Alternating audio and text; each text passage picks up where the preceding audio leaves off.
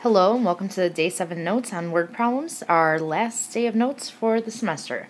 So today we're going to be using matrix equations or RREF to solve word problems.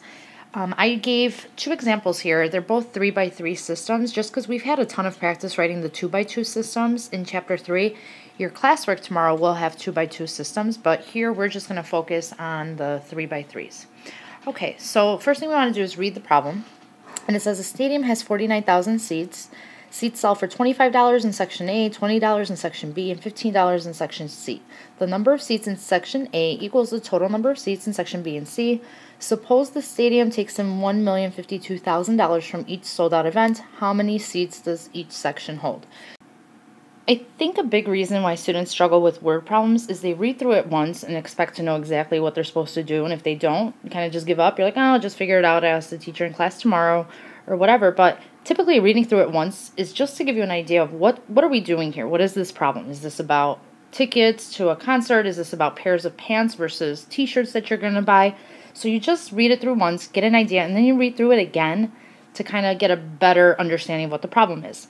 So you always want to start with word problems by reading it more than once, and then you want to be sure to define your variables. It's such an important thing to understand what you're even trying to find here, what your equations should be, and typically what you're gonna find at the end of the problem, the question is usually asking you or telling you what the variables are. How many seats does each section hold? So again, this problem deals with a stadium, has 3 different types of seats. They cost a different amount in each seat, and they give us a bunch of information with that. So the first thing we're going to do is define our variables. So let's let x equal the number of seats in Section A. Okay, so if you thought it was the price of a seat in Section A, that can't be it because that's set in stone. We know it's $25. That's not something we don't know. We know how much it is. We know how many seats the stadium has. We know how much it would take in if it was sold out. What we don't know is how many seats are in Section A, and then Y will be number of seats in Section B. And then finally, because this is a 3x3 system, there's 3 things we don't know. We're going to let Z equal the number of seats in C. So now because we have 3 variables, that means we are going to have 3 equations. And so you start reading through it again to see if you could get some information. The stadium has 49,000 seats total. Well, that seems like a good place to start because if X is the number of seats in A, we're going to add the number of seats in Section B plus the number of seats in Section C, and we know that those add up to 49,000. The next thing you should notice is they give us also, like I started saying, $25 for seat in Section A, $20 in Section B, and $15 in Section C. If it's sold out, it sells a total, or it makes a total of $1,052,000. That's going to be our second equation, the money equation, cash money. So 25x plus 20y plus 15z equals $1,052,000. So again, for every seat in Section A, so if you look here, in Section A, they're going to make $25 off every seat. So if they only sold 1, it'd be $25. If they sold 3, they'd make $75 off that one. And then this third equation is usually the trickier one, but it says the number of seats in A equals the number of seats in B and C. So A, the number of seats in A, X, is going to equal the total number of seats in B and C. So Y plus Z. I could have also, I didn't have to do X, Y, Z. I could have done A, B, and C to kind of keep it more organized, I guess. I could have kept track a little bit better, but I chose X, Y, and Z, and so I'm sticking with it. So now that we have our 3 equations, we will use either matrix equations or RREF to solve the word problems. Now, either one you do, you should notice that this last equation here is not in the correct format. We have to get X, Y, and Z all on the same side, so it's going to become X minus Y minus Z equals 0, because if I take away Y and Z from the right side, I'm going to be left with nothing there. It's 0. So I prefer RREF because then you only have to enter one matrix into your calculator. So I'm going to set that up, and again, the way I show my work, RREF, and then I do my coefficients, so 1, 1, 1, and 49,000. That's my first equation. Then I have 25, 20, 15, and 1,052,000. And the last one is 1, -1, -1, and 0. Alright, so I'm going to enter this matrix into my calculator. You go, again, second x to the -1, go over to edit. This is a 3 by 4, put in my matrix, then quit out of there, press second matrix math, scroll up or down to B, press enter, choose matrix A, and you are going to get your answer, which is 100,24,500, 010, 14,400, and then the last row is 001, 10,100.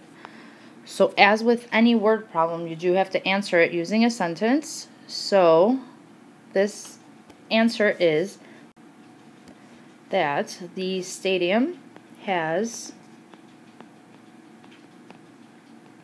24,500 seats in section A, 14,400 in section B, and 10,100 in section C. So once you get your answer, please go back and read the problem again and make sure that it makes sense to the problem. So the first thing they told us in this problem is the stadium has 49,000 seats. Well, you could very easily take your calculator, add these three numbers, it should add up to 49,000. Then you could check if it sells out, it's 1,052,000, so you could double check that. Clearly, if it sold out, it was a Justin Bieber concert. And then lastly, the other one that's easier to check is that section A. It told us that section A equals the total number of seats in B and C. So is 24,500 equal to 14,400 plus 10,100? Yes, it is. So therefore, we got the right answer. Okay, let's look at example number 2. And we'll read through it. A company placed $1 million in 3 different accounts. It placed part in short-term notes paying 4.5% per year, twice as much in government bonds that pay 5%, and the rest in utility bonds paying 4%. The income after 1 year was $45,500. How much did the company place in each account? So again, you're reading it to get an idea of what this is about. It's a company, it's investing $1 million. It's when you invest money and you get a percentage, you get a payout at the end of the year. So they're giving us all these values. So first thing I want to do is define my variable. So it's saying how much did the company place in each account. So again, let's define our variables. So we're going to let x equal the amount in, what's our first thing? Short-term notes. Okay, we know the percentage that that account pays. We don't know how much the company put into that specific account. Y is going to equal the amount in government bonds. And our final variable is z, and this is the amount in utility bonds.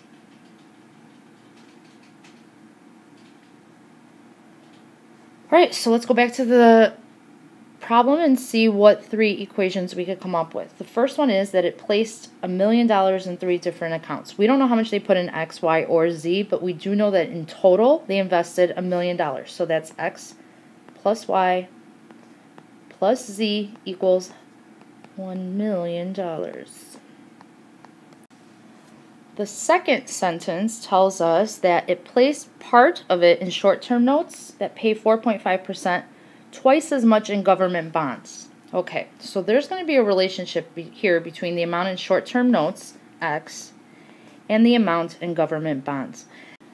The way that I wrote this over here, it's not true because it placed some in short-term and twice as much in government bonds. And I know that for me, at least, when I remember in math class, this used to be a struggle for me. I knew there had to be a 2 somewhere, but I wasn't sure which. So now what I like to think about is I'm going to actually think about this way. In my first period class, there's twice as many boys as girls. Okay, so if I wrote equation B equals G, this is not true because there's twice as many boys as girls. Just like here, they place twice in one of the accounts than the other. So I do have 16 boys, and then there's 8 girls. So again, this is not equal what I wrote here. I would have to do something to the original equation to make them equal. You have 2 choices. You could take the number of boys and divide by 2. That would equal the number of girls then. Or you could say that the number of boys would equal the same if I doubled the amount of girls. If I doubled the amount of girls, it's going to equal the same amount of boys that are in that class. So I know in my experience that this is probably the more favorable way to write it. They're both the same. They're equal. However, I think if you double the number of girls, that looks better than having a fraction, which makes kids nervous as well. So again, here in our problem, it placed part in short term, twice as much in government bonds. So let's say they placed $100 in the short term. That means they placed $200 in government bonds. It's probably more than that since they did invest $1 million, but I'm just making up values. Okay, sum in short, twice as much in government bonds. So 100 does not equal 200. I would have to double my x value, and then it would equal the amount of government bonds. Or again, I could divide y by 2, but again, I don't think dividing is as user-friendly as multiplying. Okay, and then the last one is, because there's percentages here, we're making a profit off of our investment. So for our X amount of dollar values, we make 4.5%. For our Y, we make 5%. And for Z, we're making 4% profit of what we invested. So we're going to write our percentage equation. Now you should be aware that anytime you have percentages in math, you convert it to a decimal. So 4.5% is the same thing as 0.045 plus 0.05y plus 0.04z equals the amount that we're going to make. It's basically free money when you invest and you get percentages. In that year, the company made $45,500. At this point, you're going to solve the system, and again, you have a choice of how you want to solve it, whether it be row reduced echelon form or matrix equations. However, you should notice that the second equation is not in standard form. You have to rewrite it. So instead of 2x equals y, we're going to have 2x minus y equals 0. So I'm going to do row reduced echelon form again. First row is 1, 1, 1, 1 million. Second row is 2, negative 1. I have no z's, so it's a 0, and then that equals 0, and then 0.045, 0.05, and 0.04, 45,500. Go ahead and enter this matrix into your calculator, perform row reduced echelon form on it, and then write your answer as a sentence. So pause the video and do that, and then you will check your answer at the end. Alright, the answer you should have gotten is that the company placed $220,000 in the short-term notes, $440,000 in government bonds, and $340,000 in utility bonds. Again, I feel it's to your benefit. Go back, once you get your answer, double check, make sure that this answer makes sense to what they gave us originally in the problem. So the first thing they told us is that there was $1 million invested. Do these three amounts add up to $1 million? It does, so it's looking good. A second thing that we could check, remember they placed twice as much in government bonds that they did in short-term notes. Does that hold true here? Is 440,000 twice as much as 220,000? It is, so we could be pretty much certain that this is the correct answer. If you want to really make sure, you would plug the percentage equation, make sure it works there as well. Again, if you got an answer such as they invested $2.4 million into the first one, you know that that can't be right because they only invested $1 million total. Or if you got something like they invested negative $200,000 into government bonds, you can't invest negative amounts of money, so you know that that can't be true. Go back and double check your equations, make sure it's right. Okay, so I hope this makes sense a little bit. I think probably if you're going to struggle, it's going to be right here. Again, I made those numbers up just to make it balanced so I could figure out where that 2 has to go. I could have come up with any numbers. I could have had $1 and $2 just so that it helps me figure out that second equation. All right, good luck on your quest on Friday. Good luck with your finals next week, and I'll see you in Chapter 6. Bye.